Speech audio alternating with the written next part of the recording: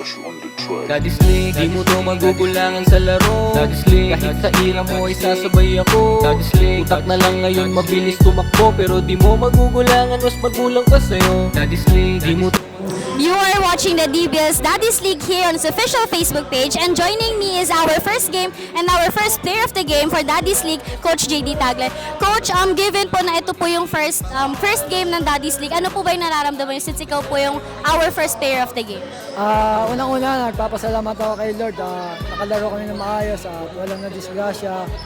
At maraming salamat din kay Coach D na binuo niya tong Daddy's League. Kaya nandito kami ngayon. Nanalo kami dahil pinagandaan namin to eh. Dapat last week pa to, di ba? Eh may bagyo. Ayun, nag-practice kami. Then, ayun, na yung laro ngayon, natuloy na.